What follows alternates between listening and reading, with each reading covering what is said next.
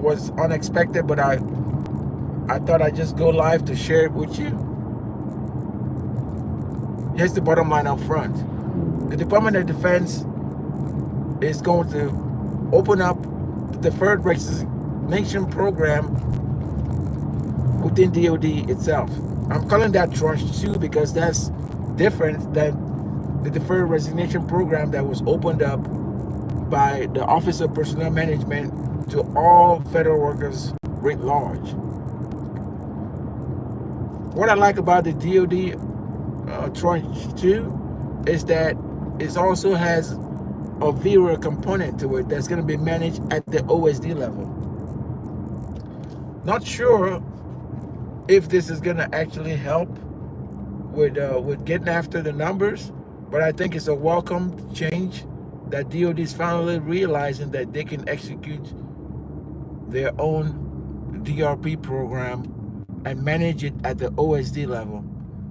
I think OSD personnel and readiness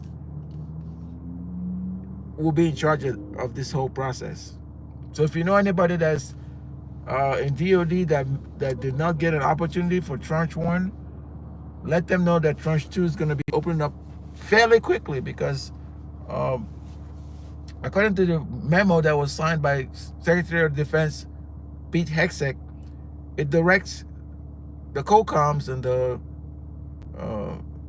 the service components within DOD to produce a report by April 11th of 2025, highlighting how they're going to go about this implementation of the DRP Tranche 2 within DOD. Remember, DOD is the largest defense agency. Heck, the largest agency in the federal government. I'm sorry. That's what I meant to say. DOD is the largest agency within the federal government, and I don't think OPM was able to get a lot of truth out of DOD in terms of implementation of, the fork in the road.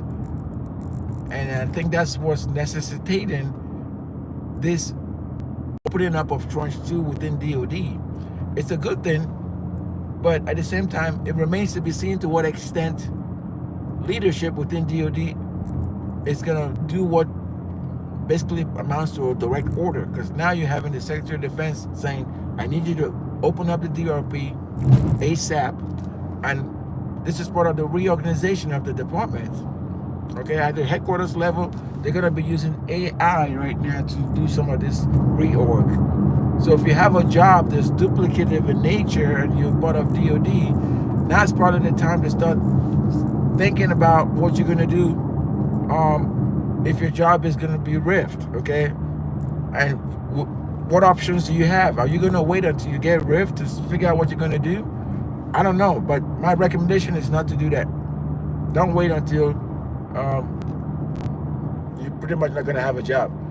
That's number one. Number two, I need you to seriously look at your paperwork. If you're not in DOD or you know somebody that's in DOD, share this live with them so they can watch it later. Go to your EPF. I think that's what it's called. EOPF. Yeah, that's what it's called. And request a printout of your paperwork. Because if you don't request it now, you may not. The systems may be log jammed because everybody's going to be panicking and trying to get in there and make sure they have all their paperwork right? Get all your paperwork. When you request that printout, you're possibly going to request it through your agency system. It takes a little bit of a time for all that stuff to get, for the printing to get ready for you to print. So they're going to just basically combine all your files into one PDF. So I recommend they do that starting tomorrow, because I'm telling you, it's going to be a race for folks to say, oh my God, I possibly can take advantage of the DRP. Yes, you can if you're from DOD. And also start dialoguing with your folks, because I'm telling you, here's my personal thought. DRP Tranche 1 was a shock to the system, okay? It was a shock and it was meant to give folks that actually say, hey, I want to take it to the house and learn a new job, maybe take a vacation, maybe learn how to do a podcast, maybe do a video or travel. I don't know. That was an opportunity that was offered. But if you remember, people were like, I don't think it's real. I don't trust Doge. I don't know this, I don't know that. To the extent where people would think DOD were questioning the validity of Tranche 1. All right? And for the people that took Tranche 1 that were actually ready to go, within some of these services and combatant commands, they did not want them to leave. They didn't want them to leave because in their mind they said, well, we're going to lose the positions. They call them billets. Well, if you're having a restructuring, that's part of restructuring, losing billets and saving money, right? That's what I thought. But then you have, hey, welcome, Rural Discovery, appreciate you. Any photos related to work at editing, send me. Oh, well, I don't have any work right now for you. I need you to hit the thumbs up button. Can you do that for me? Do that real quick, but I'll be sure to share that with some of my folks, okay? See if they can give you some work. And also, if you need work, I can also help you with helping some of these people that are going to be looking for new careers, right? So I will be talking to you frequently. I think what you should do in that regard is join my channel, so you'll be one of the preferred folks. When I hear something, I can just link them to you. How does that sound? Hope that's a good answer. But anyway, back to my conversation about the Fork 2.0. Okay, so the Fork 2.0, as we know it right now, is going to be limited to the Department of Defense, civilians that are eligible. So you're going to probably be hearing something from your HR, because I'm not really privy to all this information. This was just strategic information that was put out and was announced yesterday. So I wanted to come online to kind of alert some of the people at DOD and say, hey, this is an opportunity to learn new skills. And oh, by the way, that's why I set up the Fork Reskilling HQ here on YouTube, is to do exactly that.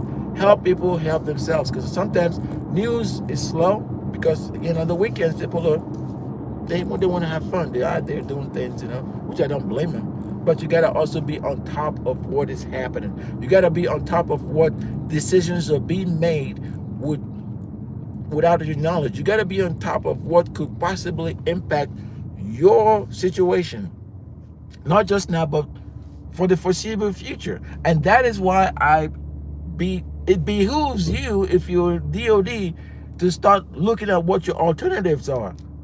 You want to stay long term, then you got to be you got to get all fives in your evaluation. Your appraisals got to be spotless, okay? Because part of it too is they want to reward high performance. All right. So in other words, if you're a high performer, this is time to kick it up a notch. Why do I say that? Because you're in a situation where you could possibly get rewarded through this process. Okay.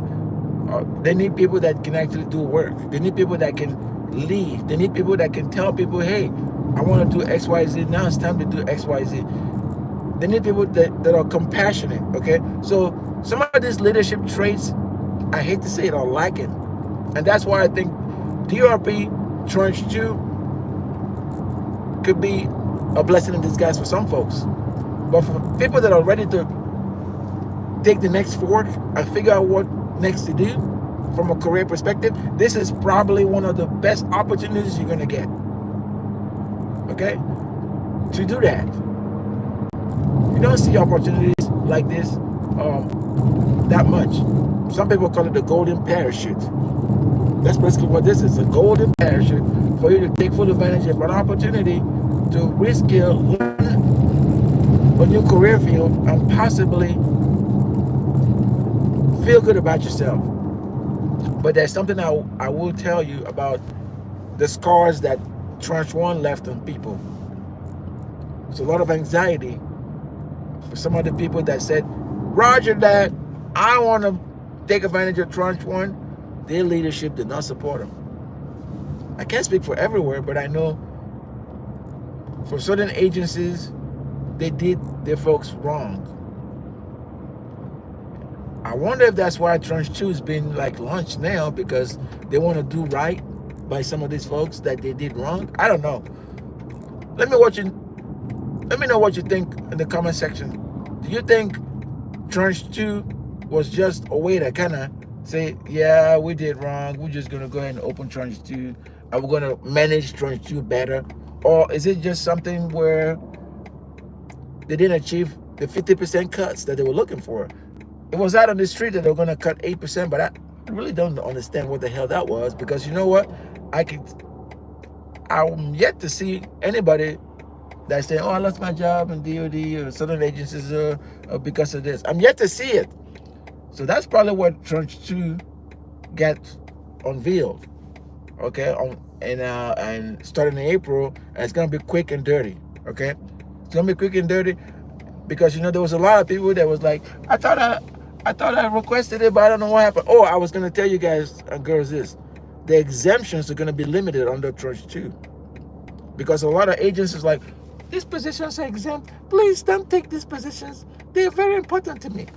Well, if you're going to have AI doing some of this work that's duplicative or repetitious, then you're not making the case for saving a billet.